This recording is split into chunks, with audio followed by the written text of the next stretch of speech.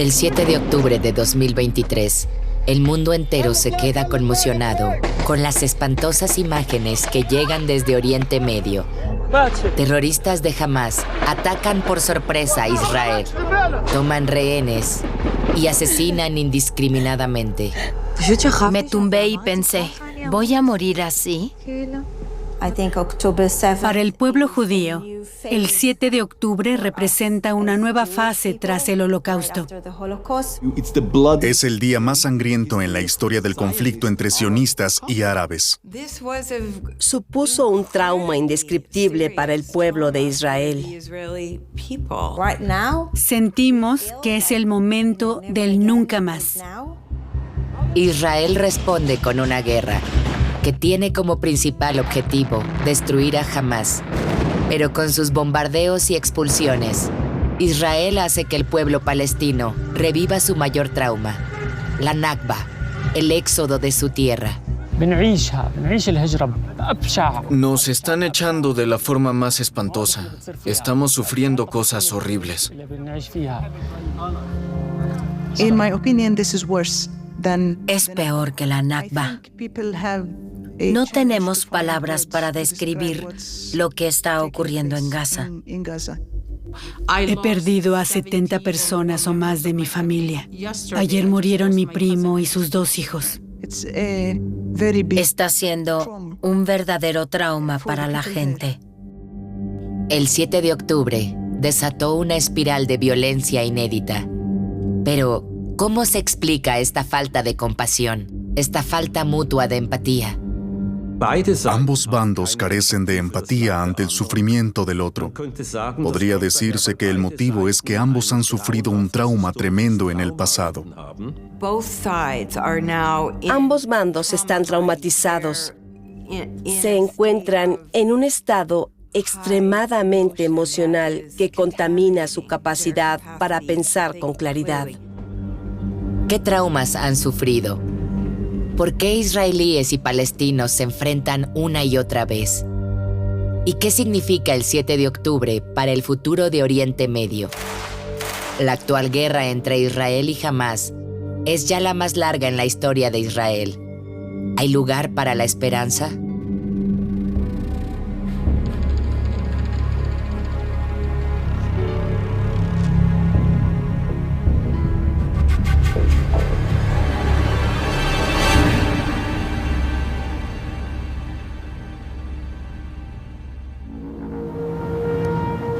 La Franja de Gaza, un estrecho territorio que mide entre 6 y 14 kilómetros de ancho y 40 de largo. Antes del 7 de octubre, vivían hacinadas aquí más de 2 millones de personas. En Gaza fue donde los terroristas de Hamás prepararon la brutal operación. Estas imágenes no son del 7 de octubre, sino videos de entrenamiento de Hamás en la Franja. Entrenaban en instalaciones que se asemejaban a pueblos, ciudades, puestos militares y campamentos israelíes. Se adiestraban constantemente.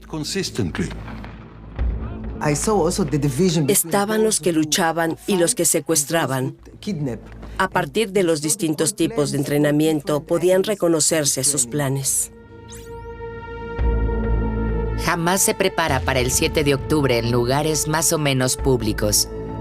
Algo que no pasa desapercibido para Israel.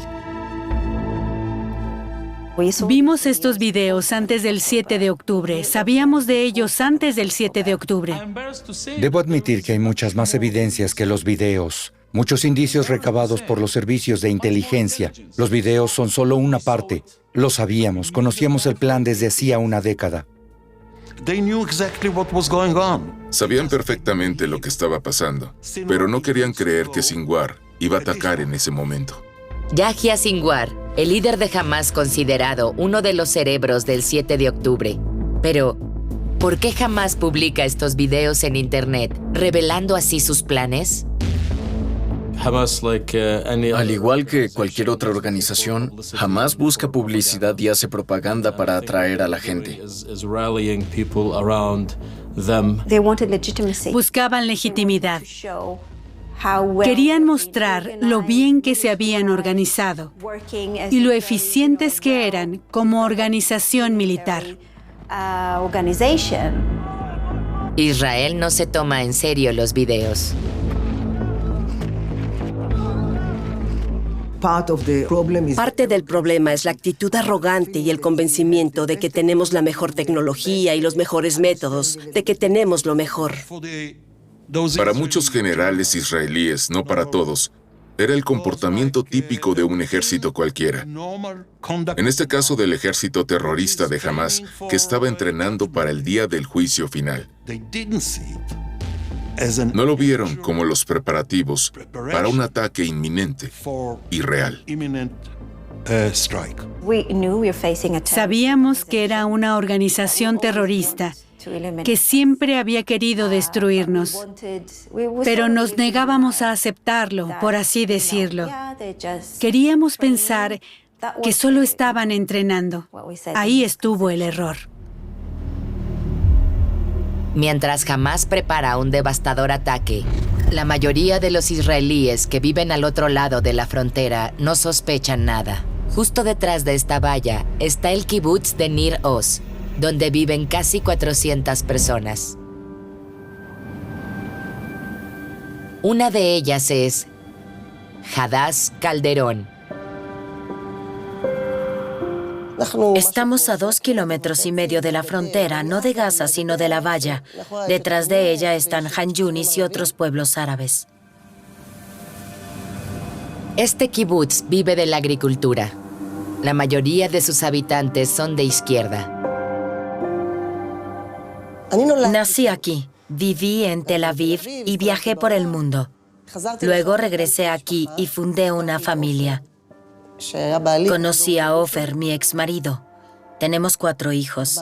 Tengo una clínica de medicina alternativa.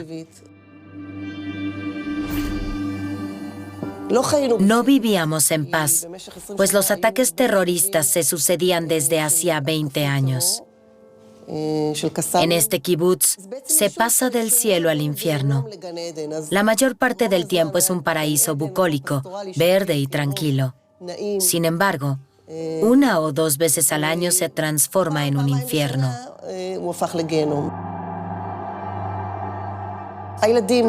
Los niños han crecido a la sombra de esta situación. Han desarrollado miedos, sobre todo Erez, el más pequeño. Tiene muchos miedos. Le da miedo estar solo. Lo tenía que llevar cada noche a la cama. Muchas veces nos habíamos planteado mudarnos, pero no es tan sencillo. En lo más profundo sabíamos que no puede ser bueno para los niños crecer de esta forma. Pero aquí teníamos nuestras raíces, nos sentíamos en casa, en nuestra tierra. Solo es posible vivir tan cerca de la frontera porque el Estado promete seguridad. La seguridad es el principal tema en Israel. Seguridad es una palabra errónea. Para nosotros se trata de una guerra existencial. Se trata de sobrevivir. No es una simple cuestión de seguridad.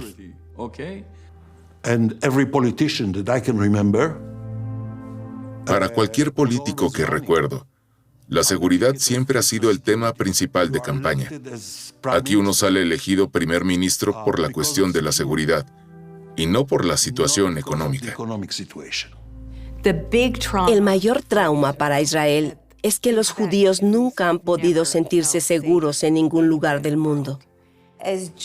Como pueblo judío, siempre vamos a vivir entre vecinos que tememos que puedan querer matarnos, ya sea en el sur, en el norte o en el extranjero. Siempre habrá alguien que crea que no somos lo suficientemente buenos y que no merecemos vivir. Hemos crecido con las historias de nuestros padres, algunas sobre el Holocausto. Los asesinaron por toda Europa y también por todo Oriente Medio. Los consideraban alimañas. Ello da lugar a la mentalidad de que podemos vivir en cualquier sitio, pero siempre en alerta. Los múltiples pogromos y el Holocausto han marcado al pueblo judío en Israel hasta el día de hoy.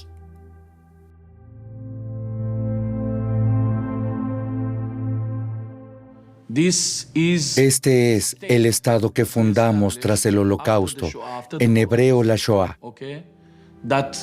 Un Estado fundado a partir de las cenizas como refugio para los judíos de todo el mundo. Israel era considerado el único lugar del mundo en el que los judíos podían sentirse seguros. Sin embargo, no había seguridad y la paz no llegó. Los países árabes no aceptaron la resolución de la ONU de crear el Estado de Israel. 5 ejércitos árabes atacaron a Israel en 1948. La Shoah no es el único trauma que sufrió Israel. También está la Guerra de Independencia de 1948, durante la cual Israel fue atacado por todos los países árabes vecinos. El país ha estado permanentemente en guerra.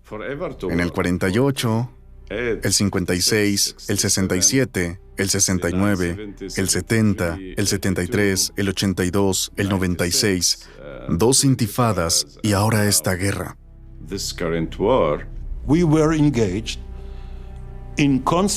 Siempre hemos estado luchando contra nuestros enemigos.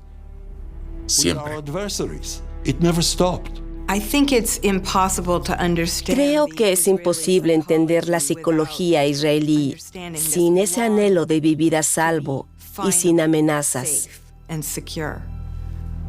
Aquí en el sur de Israel, el deseo de seguridad ha cobrado forma. Con acero, tecnología y hormigón, Israel levantó una valla fronteriza para protegerse de los ataques tras su retirada de Gaza en 2005. Una valla que continuó perfeccionando hasta 2021, gastando cerca de $1.000 millones. Esta valla brindará seguridad a los ciudadanos del sur y permitirá a esta increíble región seguir creciendo y desarrollándose.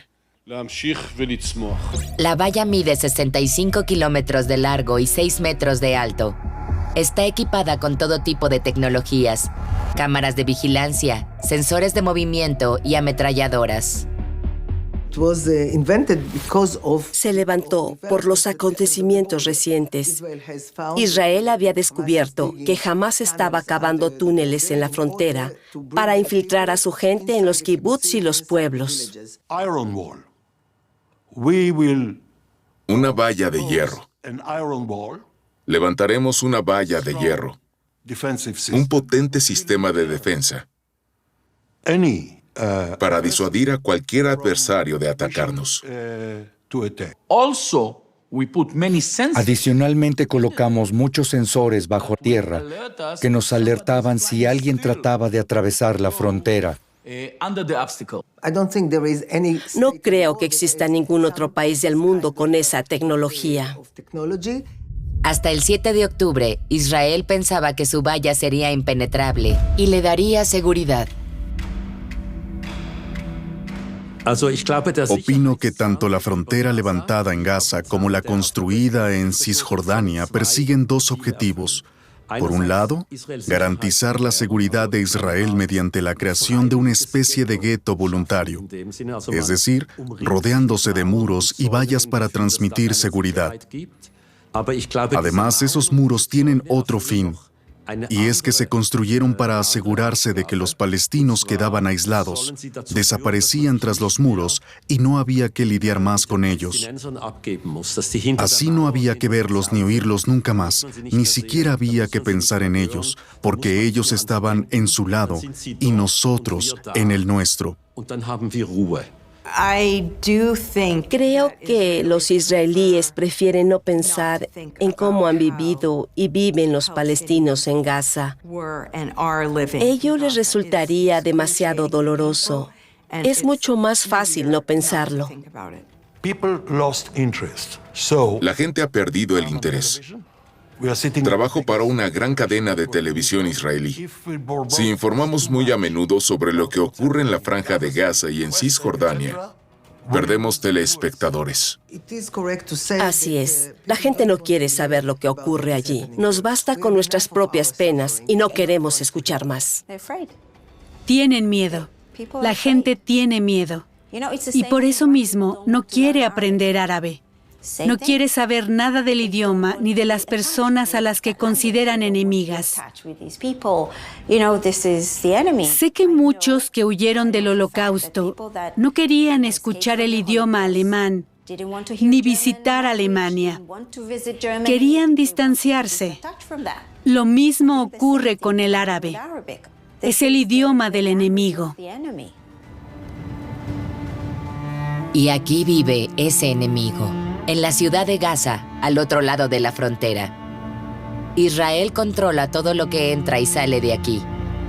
Solo existen 2 pasos fronterizos a Israel. Bashar al-Belbisi nació aquí. Estudió farmacéutica y trabajó en la farmacia de sus padres antes de la guerra. Vivir a este lado de la frontera ya antes era difícil.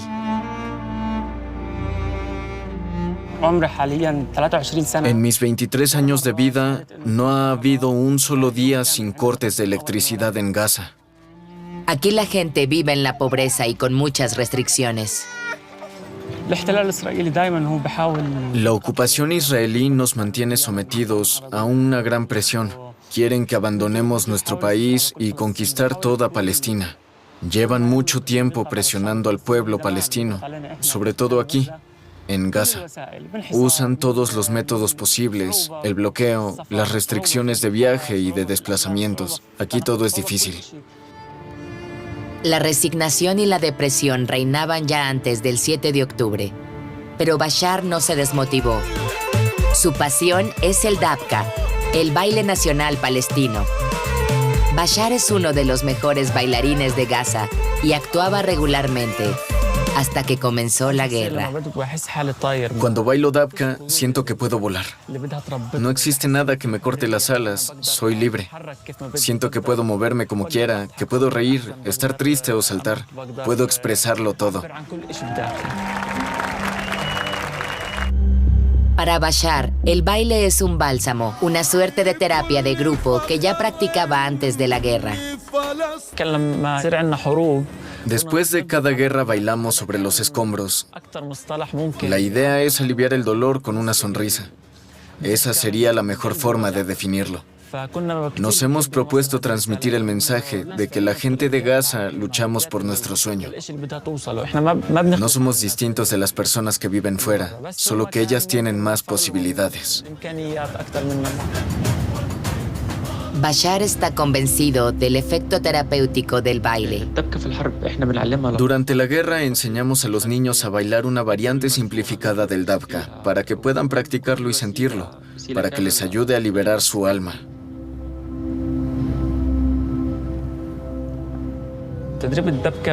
Enseñar a bailar Dabka, especialmente a los niños, es como plantar una semilla, de la que luego pueden brotar capacidades y valores. Siempre les transmitimos la idea de que no formamos a artistas, sino a personas vinculadas con su tierra natal a la que aman. Una tierra natal que Bashar, al igual que el resto de los jóvenes, solo conoce a través de las historias de sus mayores. Cerca del 70% de la población de Gaza son descendientes de refugiados. Nuestras familias siempre nos han hablado mucho sobre la Nakba de 1948, sobre cómo tuvieron que dejar sus hogares y salir huyendo. Les preguntábamos cómo era posible que simplemente se hubieran ido. Éramos incapaces de imaginar lo brutal que fue la ocupación. Les presionaron tanto que se vieron obligados a huir.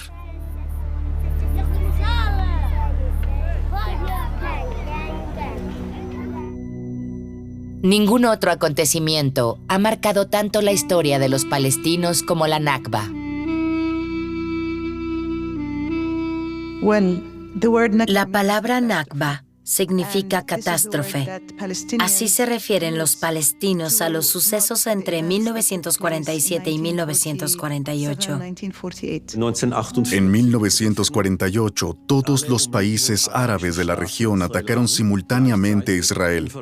Durante la guerra, que para Israel empezó como una guerra defensiva frente a una agresión árabe, Israel expulsó a los palestinos de esos territorios y los obligó a huir. Otros huyeron voluntariamente por temor a ser masacrados. La Nakba fue una campaña estratégica con el objetivo de hacer una limpieza étnica, tan grande como fuera posible, de la población no judía de los territorios históricos de Palestina. Eso ha marcado profundamente la psicología palestina.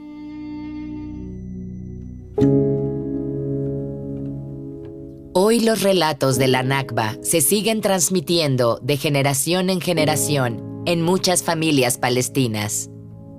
Con ello, reviven el trauma una y otra vez. Por ejemplo, mi abuela solía decir cuando veía un árbol de jazmín bonito, se parece al árbol de jazmín que teníamos en Jaffa. A día de hoy, mi padre conserva la llave de su antigua casa. Solía llevarnos a ver nuestro terreno en Beersheba. Recuerdo que una vez nos llevó a ver a mi tía y se estaba celebrando una boda. Incluso yo me sentía súper feliz de poder finalmente ver y estar en nuestra tierra. La Nakba es muy significativa en la historia palestina porque traumatizó a muchas personas. No se trata de un acontecimiento aislado, sino de un trauma permanente. Muchos palestinos no pudieron regresar tras la guerra de 1948. Hoy siguen sintiéndose apátridas.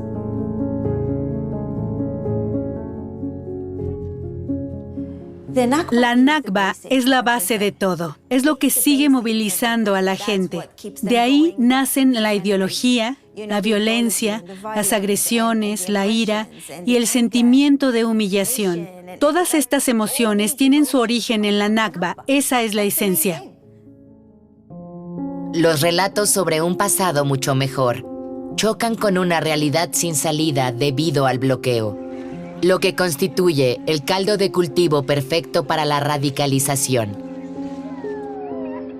La vida en Gaza era muy dura antes del 7 de octubre. La tasa de desempleo era de las más altas del mundo y la libertad de movimiento estaba restringida desde fuera. La vida era muy complicada y el porcentaje de personas con problemas psicológicos muy elevado. Hay muy pocos estudios sobre el trauma de los niños en Gaza. Muchos llegan a la conclusión de que más del 90% de los niños han sufrido uno o más traumas por las bombas, la guerra, la pérdida de seres queridos y la destrucción de sus hogares y escuelas. Muchos niños sufren depresión y crisis de ansiedad y sienten ira e indignación. Algunos me han contado que solo son capaces de ir al baño si los acompaña su madre. Algunos no se mueven del lugar donde están su madre o su padre. Para muchos de los palestinos de Gaza está claro de quién es la culpa, no de Hamás sino de Israel. Desde marzo de 2018 se sucedieron las protestas en la franja. 70 años después de la Nakba, cada viernes se manifestaban miles de personas en la frontera. La Marcha del Retorno es un ejemplo de activismo palestino pacífico para pedir que se reconozcan nuestros derechos legítimos como palestinos. Primero, queremos que se nos reconozca como una nación merecedora de un Estado. Además, queremos que se reconozca que, con la Nakba de 1948, nos expulsaron de nuestra tierra en una campaña de limpieza étnica.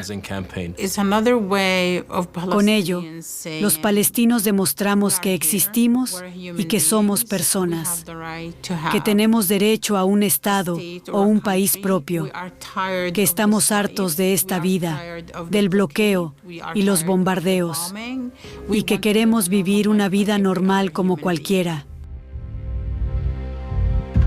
Durante 2 años, miles de personas se manifiestan cada semana. La tensión va en aumento y las protestas se vuelven cada vez más agresivas. Hamás sabe aprovecharlo para sus propios fines. El movimiento de protesta no lo inició Hamás, sino palestinos que estaban frustrados y hartos del aislamiento y el bloqueo en la franja de Gaza. Hamás sacó provecho de la indignación ciudadana, pero no inició las protestas. El líder en la franja de Gaza de la organización islamista radical Hamás Yahya Sinwar no tardó en colocarse a la cabeza del movimiento. Hoy nuestro pueblo abre un nuevo capítulo en la historia de lucha y la resistencia nacional por la liberación y el retorno. Hoy nuestro pueblo en Gaza, en Cisjordania, en los territorios ocupados en 1948 y también en el extranjero, da un paso adelante para corregir el rumbo en esta nueva fase que se abre, por Alá. El gobierno israelí teme una invasión. Los palestinos se lanzan contra la valla. El ejército israelí responde con gases lacrimógenos, balas de goma y disparos. Cualquiera que se acerque a la valla arriesga su vida. Cientos de manifestantes mueren. Los heridos ascienden a decenas de miles. Durante la marcha del retorno mataron a muchos palestinos inocentes.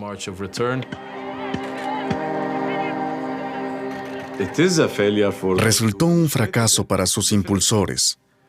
En realidad, todos los intentos palestinos por lograr avances han terminado fracasando. Lo han intentado con diplomacia, con negociaciones, con el Acuerdo de Oslo, con 2 intifadas. Todo hasta el día de hoy ha fracasado. Creo que a partir de entonces, Yahya Sinwar empezó a plantearse un ataque contra Israel a mayor escala, lo que se convirtió en el 7 de octubre. Desde que asumió el poder en 2017, Sinwar ha sido el líder de mayor rango en Hamas, que gobierna de facto la Franja de Gaza. Yahya Sinwar es sin duda el cerebro del 7 de octubre. Me he encontrado con él, pero no puedo valorar hasta qué punto lo conozco. Es un hombre inteligente, astuto y calculador. La gente dice que es un psicópata. Yo no lo sé. Es un hombre carismático, con una personalidad muy fuerte. Es un tipo duro, muy cruel y brutal. Al trazar un perfil de Sinwar, queda claro que se trata de una persona para la cual la ideología está por encima de todo. Sinwar persigue un claro objetivo: destruir Israel y matar a todos los judíos. Y las multitudes de nuestro pueblo y nuestra nación fluirán a través de las fronteras como mareas torrenciales para destruir todas sus obras. Encontrarán un cuchillo que clavar, un auto con el que atropellar, o un cóctel molotov que lanzar para incendiar los corazones del enemigo. Nacido en la Franja de Gaza en 1962, Sinwar es hijo de refugiados. Es uno de los miembros fundadores de Hamas. Pertenece al ala más radical y no tardó en ser encarcelado por los israelíes.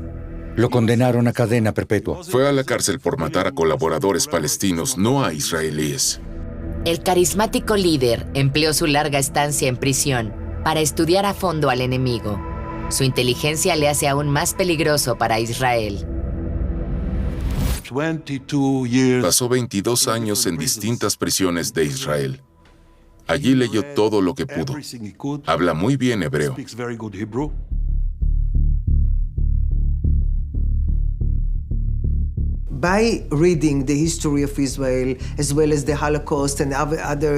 Al leer la historia de Israel, del Holocausto y los pogromos, logró entender el trauma del pueblo judío. Parece claro que Yahya Sinwar ha estudiado a fondo la mente israelí para buscar una forma de maximizar su sufrimiento. Parece como si supiera dar a los israelíes donde más les duele. El resto de los presos temían y respetaban a Sinwar. En la cárcel no dudó a la hora de demostrar su ambición por liderar. Fruto de un intercambio de prisioneros, en 2011, Sinwar, futuro cerebro del 7 de octubre, fue puesto en libertad junto a otros de sus camaradas.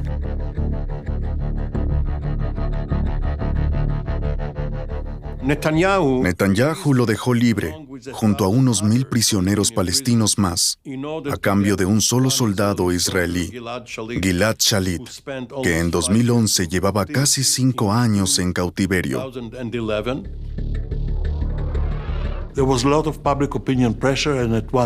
La presión pública era tremenda, hasta que Netanyahu decidió que políticamente le interesaba ceder y liberarlo, pese a las trabas que pusieron los responsables de seguridad.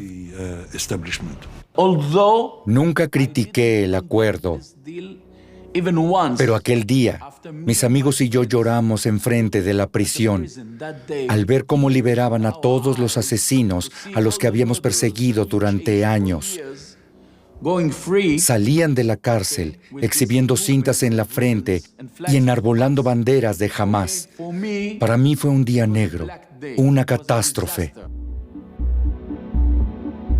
La multitud celebra a Sinwar como un héroe. Este no tarda en ganar influencia dentro de la cúpula de Hamás y ve aumentar su popularidad. En cuanto salió de la cárcel, anunció que haría todo lo posible para liberar al resto de sus camaradas que aún estaban cautivos. Partimos de la base de que Sinwar aprendió, entre otras cosas, que los israelíes nunca dejan a nadie atrás. Sueña con liberar a todos los prisioneros, un tema muy sensible en la sociedad palestina. Con ello se gana la mente y el corazón de la población, ante la que se presenta como el protector y salvador de todos los presos.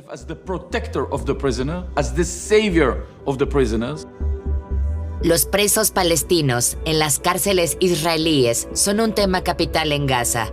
Intercambiándolos por rehenes israelíes, Sinwar puede lograr su liberación. Sus acciones sugieren que había comprendido que tomar rehenes podía serle muy útil. Decidió ir más allá. Pensó, no solo puedo lograr la liberación de muchos prisioneros, sino ir más lejos. Voy a socavar el sentimiento de seguridad y la autoconfianza de Israel. Ese era el objetivo que perseguía. Al principio Israel ignora sus planes. A sus ojos Sinwar parece haberse concentrado en escalar posiciones en Hamás. Sinwar sale de prisión con algunos camaradas de confianza. Muy pronto aparta a todos los líderes, incluido Ismail Haniyeh, que tras el golpe en Gaza se convirtió en primer ministro del gobierno de Hamás. Haniyeh se marcha al extranjero, dejando vía libre a Sinwar y a sus hombres, y muere en un atentado en Teherán en julio de 2024. Se hicieron con la dirección política y la coparon con miembros del ala militar. El ala política quedó inutilizada y terminó siendo expulsada de Gaza. Desplazó el centro de poder a Gaza. Por primera vez en una década, la autoridad de Hamás estaba en Gaza y no en el extranjero, con un gobierno en el exilio. Yahya Sinwar sale elegido como líder de Hamás en las elecciones internas de 2017. El hombre con más poder de Gaza sabe movilizar a las masas. Hamás se ha hecho un hueco en la conciencia palestina, nos guste o no y estemos de acuerdo o no. Personalmente, no estoy de acuerdo con casi ninguna postura de Hamás. Cuando eres una víctima a la que arrinconan y golpean cada día, y alguien te tiende la mano para ayudarte, simplemente la tomas, sea de quien sea. Es así de simple. Sinwar tuvo la idea de crear una unidad de fuerzas especiales, la Nukba, que fueron quienes después penetrarían en Israel. Con ella jamás podría luchar más específicamente contra Israel. Otro instrumento fundamental en la lucha contra Israel son los túneles. Con el tiempo, Hamás construyó una red de conexiones subterráneas en toda la franja. Lo primero es que, gracias a los túneles, se pueden esconder de la fuerza aérea israelí y cambiar de posición fácilmente. Además, desde allí pueden continuar con sus planes para construir cohetes y misiles sin que Israel pueda bombardearlos. La franja cuenta, al parecer, con más de 1,000 túneles. Algunos miden kilómetros. La red es conocida como el Metro de Gaza. Hamás controla tanto la construcción como el uso de los túneles. Bajo tierra, fabrica y transporta armas. Los milicianos de Hamás desentierran tuberías de agua y las usan para fabricar cohetes. Así lo muestran orgullosos en este video de internet.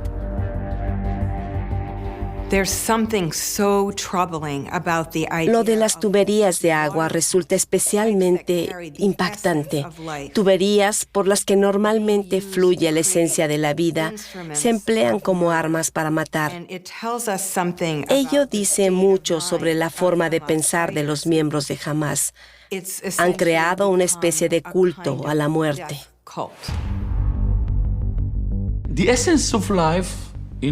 Para el islamismo radical, el sentido de la vida está en la vida tras la muerte y no en la vida en este mundo.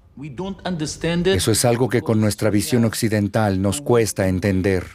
Hamás solo tiene una cosa en mente: erradicar al Estado de Israel. Este objetivo prevalece por encima del resto, incluso por encima del bienestar de la población. En una guerra santa, es legítimo lanzar cohetes y misiles contra el diablo. Es así de simple. Hamás cuenta además con poderosos aliados en la sombra. Estoy segura de que contaron con ayuda de Irán y Hezbollah, porque ambos están haciendo lo mismo en sus países. En septiembre de 2020, bajo auspicio de Estados Unidos, Israel firma los acuerdos de Abraham, primero con Emiratos Árabes Unidos y Bahrein, y posteriormente con Marruecos y Sudán. El objetivo es restablecer las relaciones diplomáticas, una maniobra de Benjamín Netanyahu con un alto coste para los palestinos. El primer vuelo israelí a los Emiratos se convierte en un símbolo. Resultó una decepción el grado de normalización al que se llegó.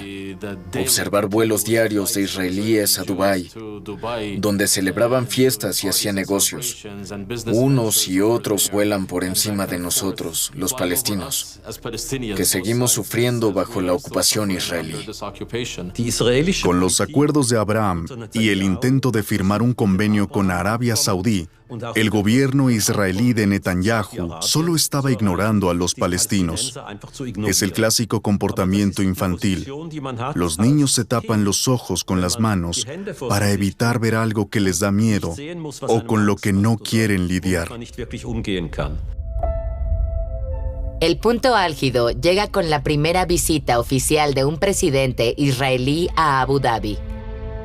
Israel celebra el acuerdo como un hito, pero para los palestinos supone una amenaza que, en medio de las negociaciones entre Israel y países árabes, deja en el aire la cuestión sobre su futuro.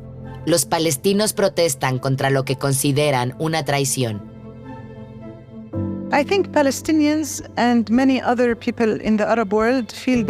Los palestinos y muchos otros en el mundo árabe sienten que los acuerdos de Abraham solo representan a quienes los firman, ignoran las esperanzas y aspiraciones de la mayoría de los países árabes, y especialmente de los palestinos.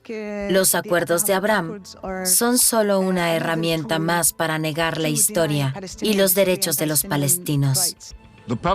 Los palestinos podrían disfrutar de muchas ventajas con una paz mayor. Deberían ser parte del proceso, pero sin tener capacidad de veto en el proceso. Fue muy arrogante al creer que podía presentarles a los palestinos como un hecho consumado que iba a firmar un acuerdo con Arabia Saudí, aunque los sauditas habían insistido en que el camino hacia un Estado palestino debía formar parte del acuerdo. Todo Medio Oriente está cambiando. En el nuevo Medio Oriente, un mapa en el que no hay rastro de Gaza o Cisjordania, una nueva provocación que resucita el trauma de los palestinos.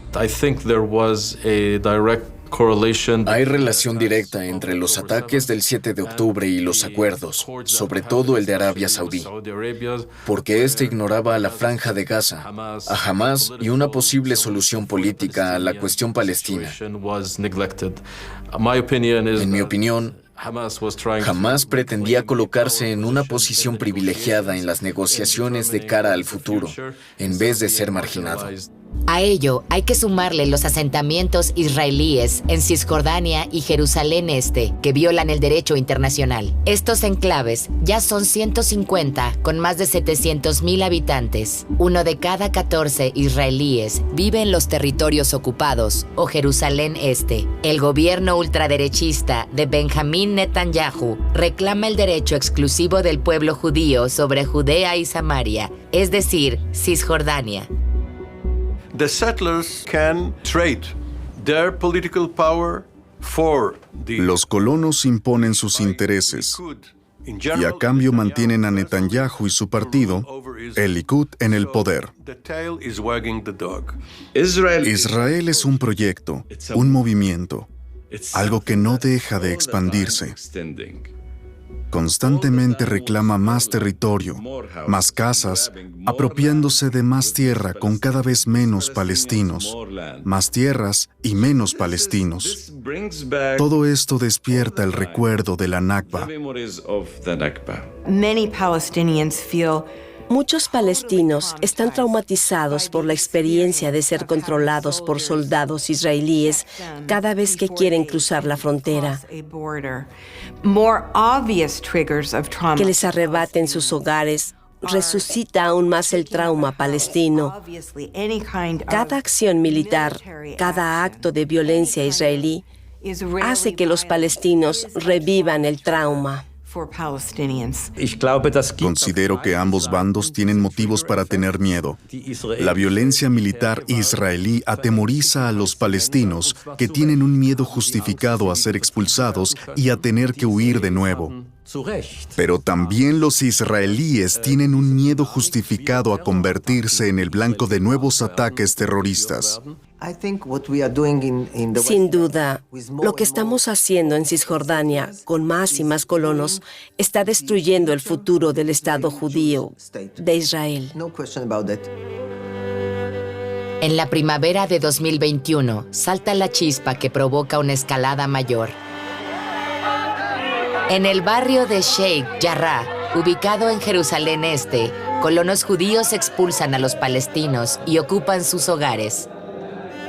Sheikh Jarrah se convirtió en un símbolo de la campaña de limpieza étnica que estaba llevándose a cabo en Jerusalén y alrededores, sobre todo porque estaba dirigida por colonos radicales. No había dudas sobre sus intenciones: demonizar, atacar e insultar a los palestinos que vivían allí. Tomaron sus casas y lanzaron todos sus muebles brutalmente a la calle. Para muchos, esa fue la señal inequívoca de que estaban volviendo a vivir lo que ya conocían. Los palestinos y algunos israelíes de izquierda protestan contra los desalojos.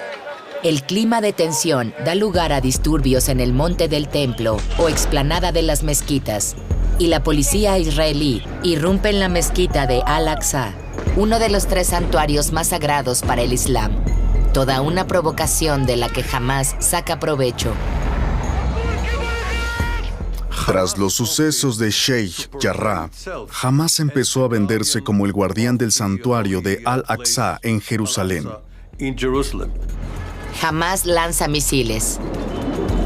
Israel responde con su firmeza habitual. De nuevo la guerra. De nuevo mueren cientos de personas. Uno de los ataques destruye la casa de Yahya Sinwar en la Franja de Gaza. En cuanto llegó el alto al fuego, salió de las ruinas donde antes estaba su casa y se sentó allí con un sillón en medio de los escombros. Quería demostrar que estaba ahí, que había sobrevivido y resistiría. Tras esa operación, Israel se equivocó al pensar que había asustado a Hamás. Esto los detendrá al menos 5 años, dijo el por entonces jefe de los servicios secretos israelíes. Se equivocaba.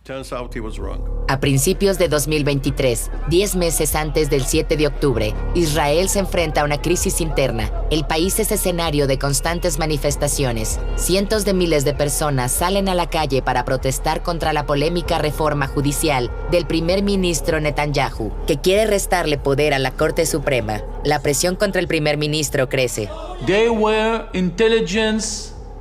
Según informes de inteligencia con citas de Hamás, la organización sabía que la situación en Israel era muy tensa debido a las protestas por la reforma judicial. Al mismo tiempo empieza a tomar cuerpo una amenaza. En la frontera con Gaza, la unidad de vigilancia capta movimientos sospechosos. Los encargados de vigilar la frontera, 2 o 3 semanas antes del ataque, vieron todos los ejercicios de entrenamiento, pero les ordenaron que se callaran. Les dijeron que no tenían ni idea, que el enemigo estaba asustado y que no existía ninguna amenaza. Creo que no hay más ciego que el que no quiere ver. Si Israel hubiera prestado atención a la televisión, la radio y los periódicos de Hamás, se habría dado cuenta de que el lema era yihad, yihad y yihad. Los indicios son claros. Algo se está preparando en Gaza. Desembarcos anfibios, imitaciones de carros de combate y adiestramiento en combate urbano. En septiembre, los grupos terroristas realizan unas maniobras a modo de ensayo general. Los medios israelíes informan de ello, pero el gobierno no hace nada, pese a que hace tiempo que los servicios secretos interceptaron un documento llamado Muro de Jericó, un plan detallado de Hamás para un ataque sorpresa a gran escala. Teníamos sus planes. Disponíamos de muchos documentos con planes detallados. La mayoría ni siquiera eran documentos secretos. La cuestión de si había algo más detrás no se planteó hasta 3 o 4 días antes del ataque. Los servicios secretos aseguraron que no era más que un entrenamiento. Un enorme error con consecuencias muy graves. En Israel, la sensación de completa seguridad es tal que incluso se organiza un festival de música cerca de Gaza. Salimos de casa hacia la medianoche. Nos habían dicho que iba a ser un festival gigantesco, que habían venido artistas del extranjero. Iba a ser estupendo, una gran fiesta. No pregunté dónde era, pero al ver Gaza en el GPS dije, ¿cómo es que estamos tan cerca de Gaza?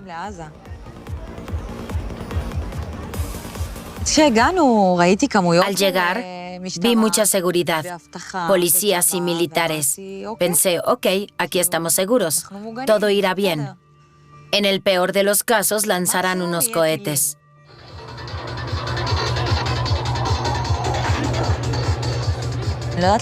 Fue una sensación indescriptible. Eran las mejores 6 horas de mi vida.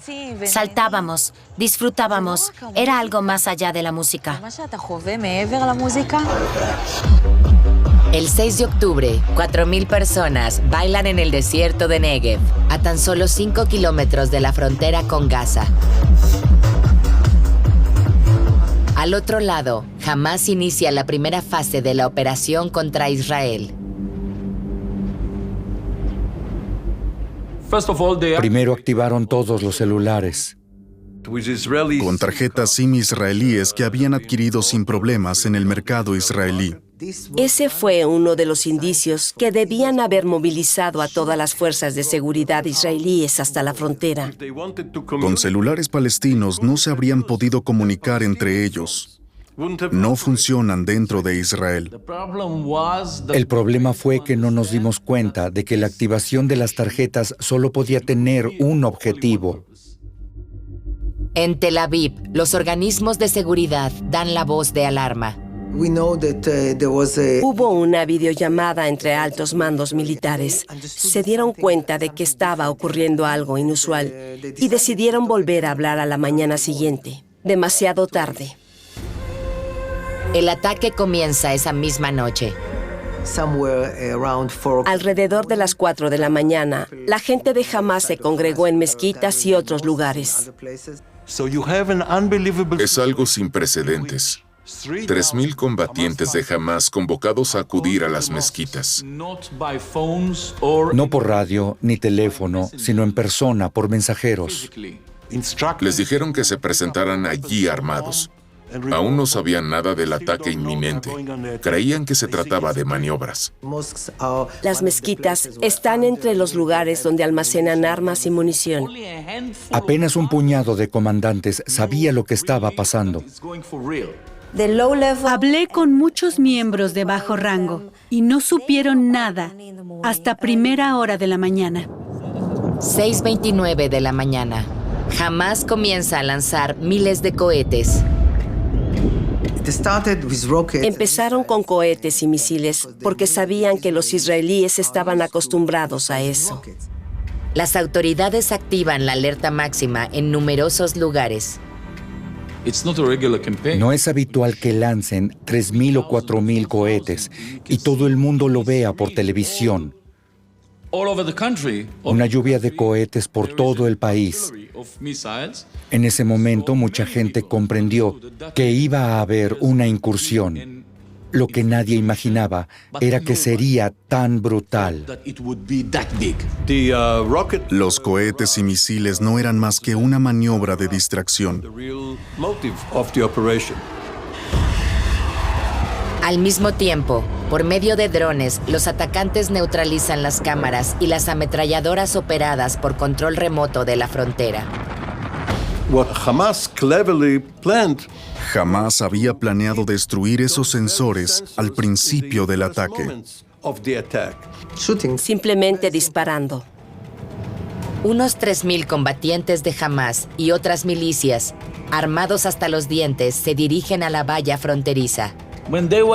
Allí les dijeron a todos, esto no es un ejercicio, vamos a entrar.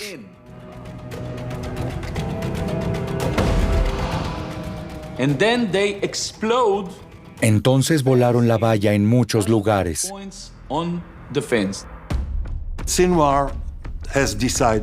Creo que Sinwar decidió casi en el último minuto entrar a Israel por 60 sitios, en vez de solo por 4 o 5. Quería secuestrar a rehenes y volver para negociar un intercambio.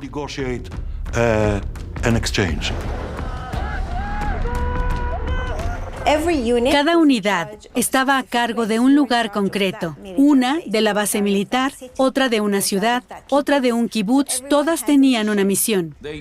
Entraron en Israel con motos y camionetas. Nadie conocía el plan de los demás. Cada uno se concentraba en su misión. La operación estaba muy bien orquestada. Miles de terroristas cruzan la valla. Hamás sabe que el ejército israelí no está plenamente operativo en la zona, pues es un día festivo y además se han enviado algunas unidades a Cisjordania. Primero toman los puestos militares. A continuación, más combatientes aterrizan en parapentes motorizados. De camino, se toparon por sorpresa con el festival de música. No sabían que se iba a celebrar este evento, pero les vino muy bien, porque en el festival había miles de potenciales rehenes. Los organizadores del festival se enteran entonces de que se está produciendo un ataque. De pronto la música cesó. ¡Alerta roja! ¡Alerta roja! Miro al cielo y veo una especie de fuegos artificiales. Increíble. ¿Han perdido la cabeza? ¿A quién se le ocurre organizar una fiesta en Gaza? Cuando estábamos bailando, vimos un dron y le saludamos. Creímos que era de la organización y hacía fotos del festival.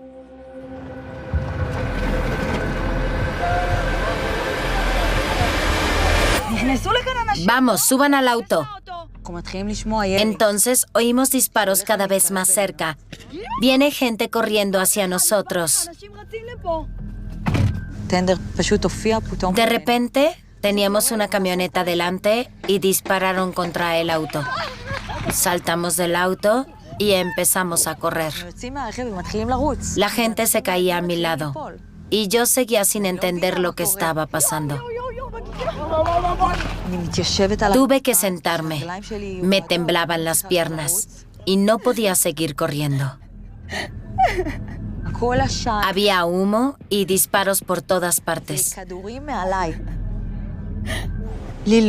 No pasó toda mi vida delante de mis ojos, como dicen. Solo me quedé allí tumbada pensando, ¿moriré así? Hamas asesina a más de 350 jóvenes en la masacre. Unas 40 personas son secuestradas aquí y llevadas a la Franja de Gaza. Por la frontera abierta entran cada vez más personas a Israel.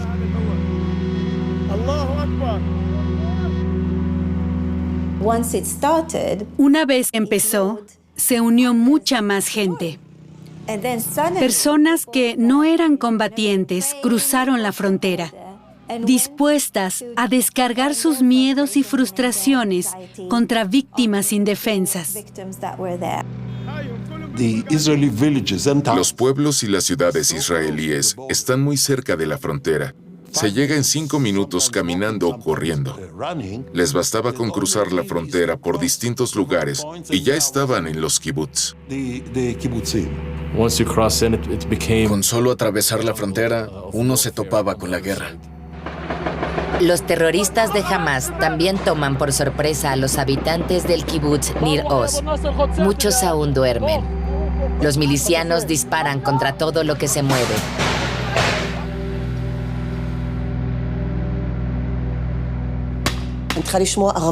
Escuché hablar en árabe, órdenes, gritos, un ruido espantoso y explosiones. Me di cuenta de que estaba pasando algo. Tras marchar 1 hora a pie, hemos logrado llegar a los kibutz de Nir Oz y Nir Am. Son de los más importantes. Estamos en el corazón del asentamiento.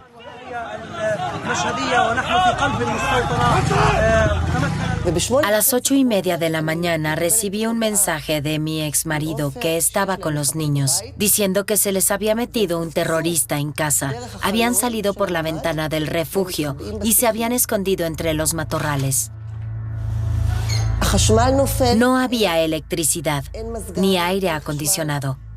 Estaba oscuro y hacía calor. Entonces los oí llegar. Estaban dentro de mi casa.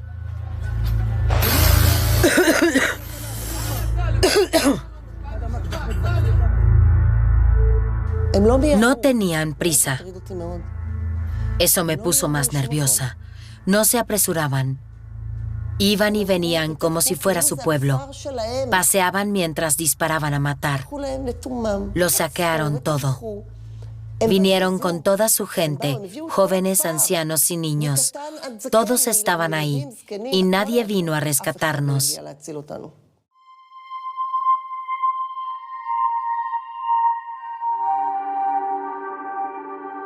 Cuando salí, vi casas en llamas y autos estacionados. Todo estaba destrozado. Cuerpos mutilados y quemados. Empecé a comprender la dimensión de la catástrofe. Estábamos reviviendo la Shoah. Esa es la palabra para lo que pasó. Llamé por teléfono a mi familia, pero ni los niños ni su padre respondían. Mi madre tampoco. 5 miembros de mi familia habían desaparecido y no los localizaba.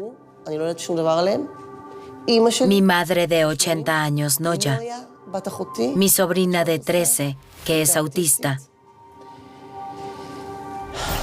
Ofer, el padre de mis hijos. Erez, mi hijo de 12 años.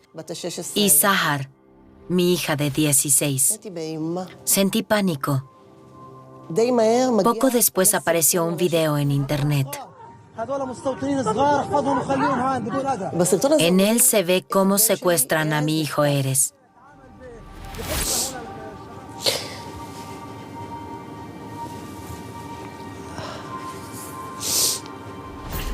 Cinco días después, me lo confirman oficialmente. Los habían secuestrado.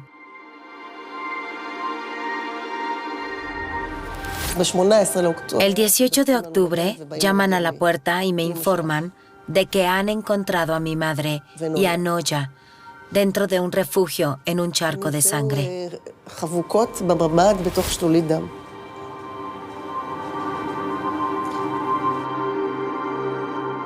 Secuestran a todo tipo de personas, sin importar si son niños o ancianos, y los trasladan a Gaza.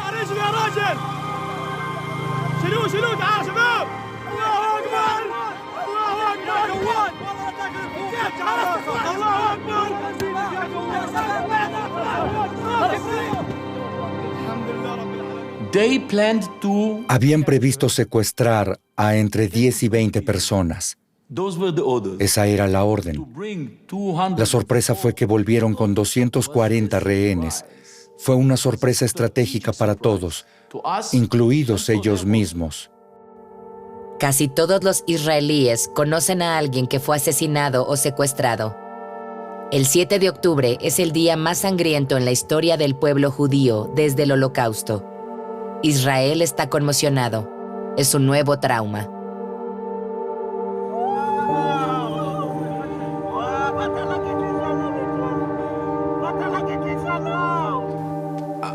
Cuando echo la vista atrás, me parece un sueño, o mejor dicho, una pesadilla. Soldados y civiles, mujeres y niños. Para Hamás todos eran objetivos legítimos para sus atrocidades. Fue una masacre, no una operación militar. El horror más absoluto. Los combatientes de Hamás y la Yihad Islámica penetran hasta 18 kilómetros en Israel, asesinando y tomando rehenes. Era un área muy grande. Mantuvieron conquistado todo el sur del Negev durante 48 horas. Las consecuencias son desoladoras. No tarda en surgir la pregunta, ¿cómo ha podido Israel dejar que esto ocurriera?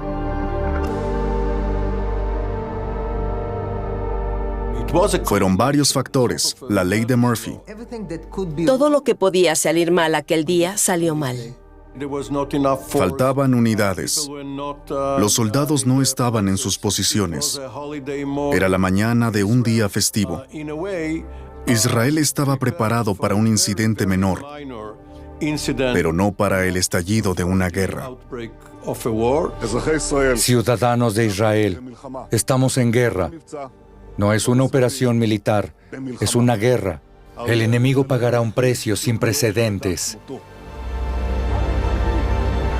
Israel trata de recuperar el control, reconquistar las bases militares y liberar a los rehenes.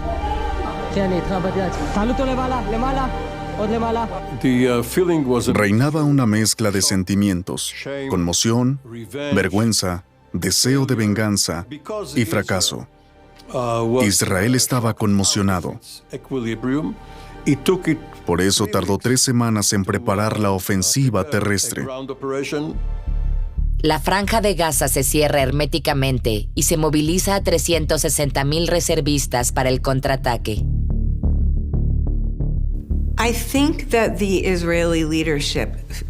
La cúpula israelí está decidida a erradicar la amenaza terrorista. Pero no podemos olvidar que la venganza también desempeña un papel clave. La venganza no es el mejor aliado para planificar tus pasos en una guerra, pero es inevitable. Sería ingenuo pensar que no había un deseo de venganza. La venganza es una reacción humana, pero una mala estrategia para ganar. Estaba preocupada. Estaba convencida de que la reacción de los israelíes sería la venganza. Llamé por teléfono a mi primo en Gaza y le dije, encuentra la manera de salir, va a ser una catástrofe. Pocas horas después de la masacre, Israel bombardea Gaza con consecuencias devastadoras. 3 semanas más tarde, lanza una ofensiva terrestre con decenas de miles de soldados. La franja se convierte en un campo de batalla, un paisaje de cenizas y escombros. Los soldados penetran en la red de túneles y destruyen con explosivos algunas de sus ramificaciones. Buscan a Yahya Sinwar, pero él y su familia logran escapar a través del metro de Gaza. En los túneles encontraron los videos de las cámaras de vigilancia. Las imágenes eran del 7 y el 8 de octubre, pero las descubrieron semanas más tarde. Para entonces, Sinwar se había marchado. No se le ha vuelto a ver. Israel hará todo lo posible para matarlo, pero no es la clase de hombre que muere en su cama. Está escondido en algún búnker, ya sea bajo Yan Yunis o bajo Rafah, no lo sé. Conoce los túneles mejor que nadie y lleva consigo a muchos rehenes. Me han contado, y creo que es verdad, que lo encontraron, pero que se echaron atrás porque temían por la vida de los rehenes. Un rostro inconfundible representa la masacre del 7 de octubre para los israelíes. En Tel Aviv, un cartel gigantesco dice: ¿quién se beneficia de la división? Unámonos. Sinwar es un símbolo trascendental para Hamás, pero incluso aún más para el pueblo israelí. Es comprensible que para la gente sea tan importante dar con él para poder sentirse seguros. Enfocarse exclusivamente en una persona y pensar que ganaremos cuando lo hayamos matado me parece infantil. Sinwar tiene un significado similar al que tuvo Bin Laden. Es un símbolo, pero no debemos prolongar la guerra hasta encontrarlo. Puede que tardemos 10 años en dar con él. Por supuesto, Israel no ha conseguido desarrollar métodos mejores para llevar a cabo ataques precisos que le permitan liberar a los rehenes y matar a Sinwar y su gente. Según Naciones Unidas, más de 40,000 personas han muerto durante los bombardeos y la invasión de la Franja de Gaza, y más de 90,000 han resultado heridas, muchas de ellas mujeres y niños. Israel justifica sus ataques a gran escala, alegando que Hamás se esconde entre la población civil. Más de 70,000 edificios han quedado destruidos. Centenares de miles de personas están sin hogar. El hambre y las enfermedades se extienden. No puedo ni imaginar el nivel de miedo y traumas que sufre ahora mismo la población en Gaza, sabiendo que en cualquier momento los pueden matar o puede morir alguien de su familia. He perdido al menos a 70 miembros de mi familia. Hemos perdido nuestros hogares y todas nuestras pertenencias. Lo peor de lo que está sucediendo en Gaza es que todo el mundo lo sabe.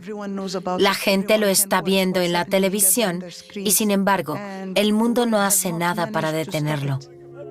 Una nueva generación de gazatíes experimenta el trauma de la guerra, lo que la hace susceptible de radicalizarse y no promete un futuro más seguro para Israel. Está claro que la gente que hoy sufre a causa de Israel en el futuro será anti-israelí, no hay duda. Nadie sabe cuándo ni cómo terminará esta guerra que no tiene un objetivo militar claro. ¿Qué quiere Netanyahu? ¿Qué quiere Israel? ¿Eliminar a los palestinos de la faz de la tierra o cuál es su plan? Como muchos otros, Bashar al-Belbisi huye de las bombas. Acaban de bombardear allí. También aquí, el sonido era ensordecedor.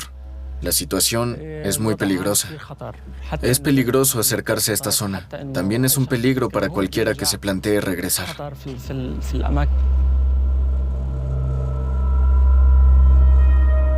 Antes de la guerra esto era una gran cárcel. 3 de los lados estaban rodeados por una valla y el cuarto daba al mar. Con la guerra ha pasado a ser una pequeña prisión, que los aviones bombardean desde el aire para matarnos.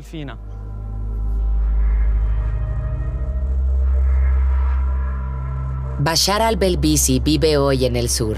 Su hogar en el norte ha quedado destruido.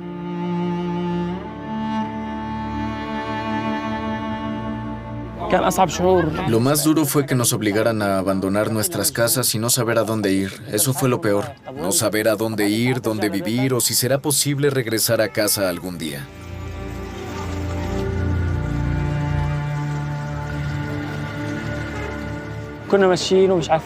Nos fuimos sin saber que no volveríamos. No pensamos que tardaríamos 6 meses. Pensamos que quizás sería por unos días o 2 semanas y que después volveríamos. No nos llevamos siquiera ropa o documentos o papeles oficiales. Nada de lo que es importante. Desde el 7 de octubre de 2023, centenares de miles de personas huyen de todas partes de Gaza buscando refugio. El agua, la comida y los suministros médicos escasean.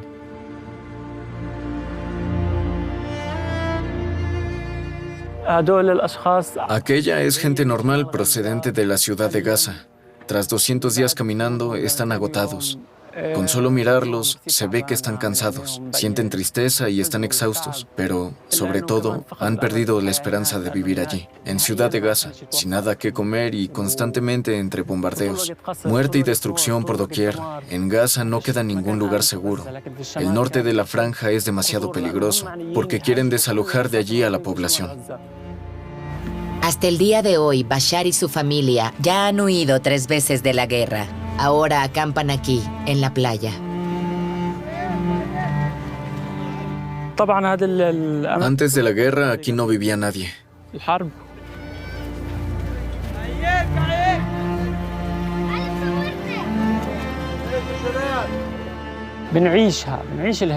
Nos están echando de la forma más espantosa.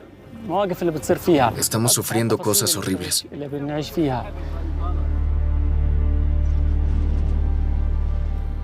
No hay ganadores en esta guerra. Los palestinos sufren muerte y miseria, mientras que Israel llora a sus muertos y teme por todos los rehenes que aún están cautivos en los túneles de Hamás.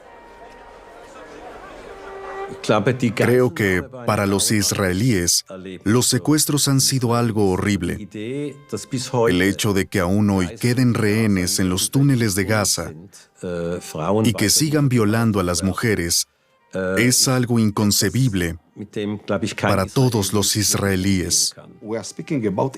Estamos hablando de ciudadanos inocentes secuestrados por una brutal organización terrorista. Están sufriendo. Es una humillación. Es inaceptable. Israel ha caído en un estado de melancolía, en una especie de depresión. En las calles, las caras de los rehenes están por todas partes. Aquí todos conocen sus nombres e historias. Sobre todo, sus familiares protestan a menudo contra el gobierno de Netanyahu, como aquí, ante la Embajada de Estados Unidos en Tel Aviv.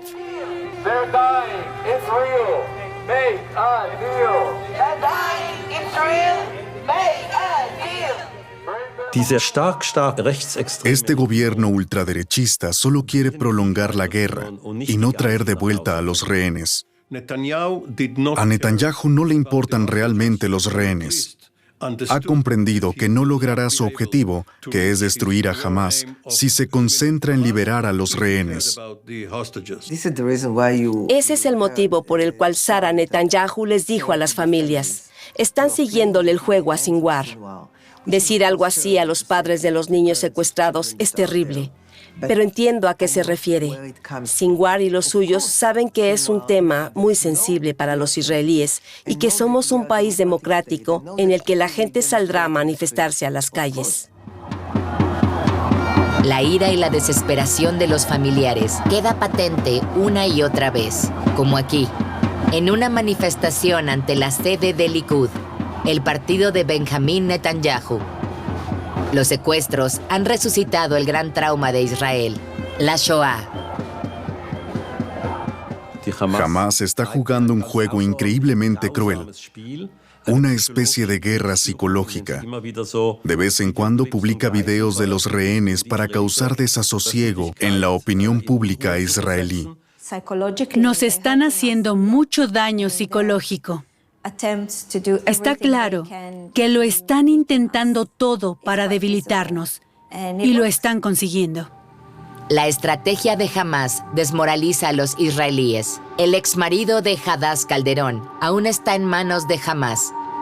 Sus hijos fueron liberados a finales de noviembre, junto a otros 108 rehenes que Israel intercambió por prisioneros palestinos.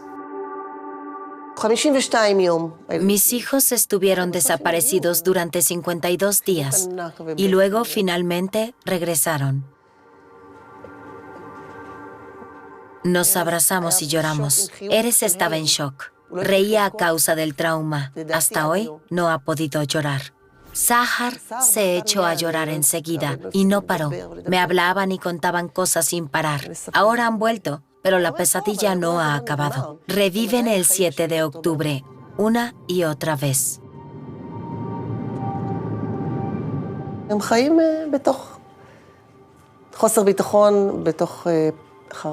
Viven intranquilos con miedo. Piensan que en cualquier momento puede atacarnos un terrorista, que nuestra casa ya no es un lugar seguro.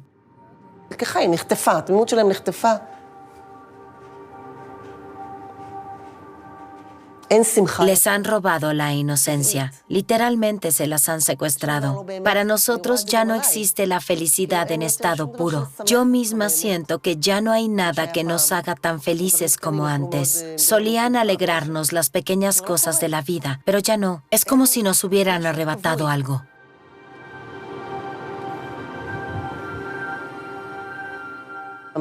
La lucha continúa. El padre de mis hijos aún sigue secuestrado.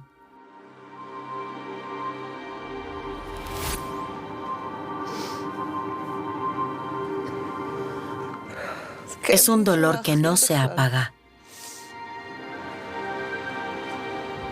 Israelíes y palestinos llevan 75 años causándose mutuamente nuevos traumas, generación tras generación. Me siento traumatizado desde el día en que nací. Nací con las historias del Holocausto. Crecí con las guerras y combatí como soldado en la guerra. Vivo traumatizado desde la infancia. Los últimos estudios de epigenética confirman que los traumas afectan a varias generaciones, que los traumas se transmiten de generación en generación. Parto de la base de que eso nos ocurre a los palestinos. El 7 de octubre y la guerra en Gaza han provocado otro gran trauma a los jóvenes israelíes y palestinos.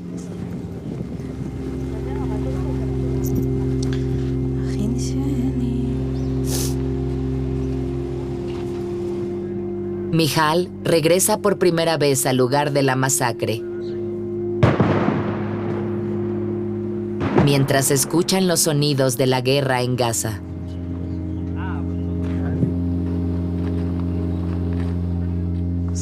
Creo que esto me acompañará toda la vida, como una cicatriz. Hay tantas personas que jamás volveré a ver.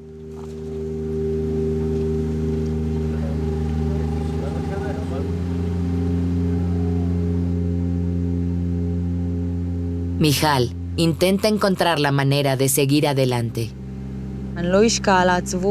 No voy a dejarme arrastrar por la tristeza ni caer en una depresión, porque es justo lo que ellos quieren. No lo permitiré. Estuve pensando cómo contar yo la historia para que la gente sepa realmente lo que ocurrió aquí.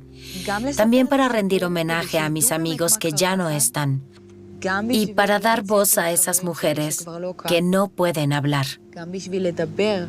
Y también por mí, a modo de terapia.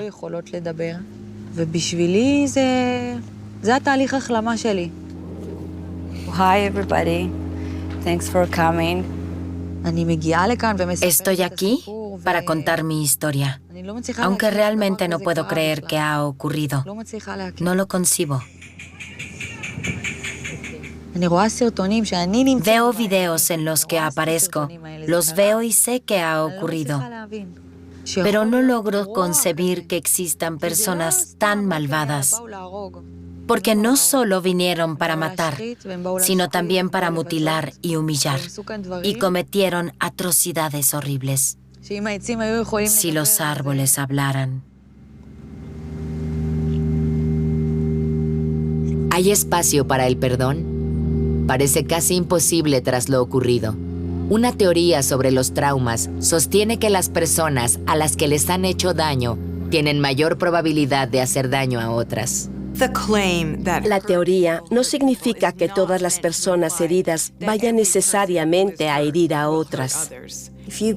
Cuando a una persona le hacen daño y encima le educan para ser violenta contra ciertas personas, diciéndole que también han hecho daño a su familia y a su gente, y esa persona solo conoce la historia desde ese punto de vista, desde el dolor y la victimización más profunda, todo ello definitivamente conducirá a que esa persona haga daño a otros.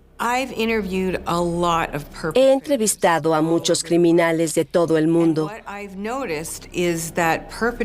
y me he percatado de que los criminales siempre se consideran víctimas. Es algo que utilizan los líderes de organizaciones para reclutar miembros. Cuentan la historia de nuestro papel como víctimas para movilizar así a los combatientes. Ello se hace sobre todo evidente durante las entrevistas con extremistas judíos en Israel y con miembros de Hamas. El trauma es la base de la identidad de víctima, lo que impide que uno sienta empatía por los demás. ¿Desde cuándo una víctima debe sentir empatía hacia el victimario? Porque cuando tú eres la víctima, el otro es automáticamente el victimario. Ningún bando asume su responsabilidad por sus actos de violencia. Por una violencia excesiva que traumatiza, que tiene consecuencias y que exige asumir responsabilidades. En vez de ello, ambos bandos mantienen su discurso de victimismo, que legitima la violencia ejercida y les exime de asumir responsabilidades. El considerarte siempre la víctima y ver al otro como criminal te da vía libre para cometer atrocidades. Creo que eso puede aplicarse a ambos bandos. Bashar está decidido a combatir el trauma a su manera, bailando con niños en los campos de refugiados.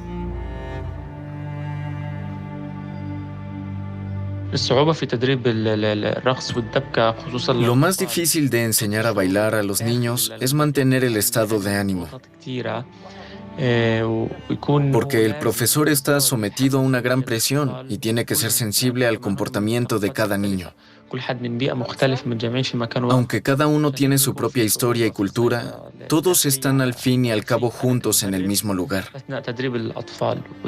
Por eso me cuesta ser profesor.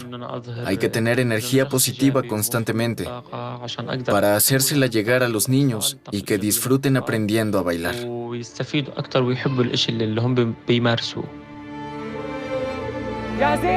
¿Están listos?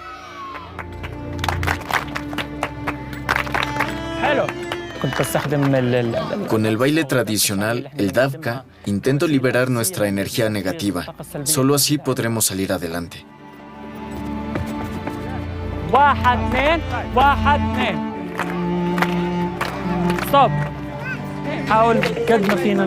Pese a las circunstancias, nos esforzamos por hacerles sonreír.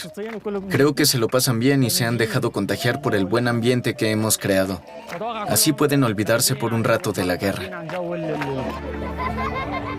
¿Hay lugar para la esperanza? Siempre que existen dos bandos en un conflicto, ambos profundamente traumatizados, pueden llegar a sentir empatía por el otro a la sombra del trauma que comparten o que los divide. Pero creo que a los israelíes y los palestinos les ha ocurrido justamente lo contrario. La empatía es algo fundamental. Es lo que hace posible que las personas se comuniquen entre ellas. Que ambas sociedades entiendan el trauma que ha sufrido el otro bando es esencial para la reconciliación. De eso no cabe duda. En ambos bandos existen ciertos grupos de personas que hablan entre ellas. Son familias cuyos hijos e hijas han muerto en el conflicto, pero son muy pocas, y no creo que eso vaya a cambiar pronto. La terapia para superar el trauma no es el único camino hacia la paz. No creo que haya tiempo para eso. Primero deben comenzar las negociaciones de paz. Solo entonces podremos empezar a abordar nuestros respectivos traumas. Todavía no estamos en ese punto. Aún no.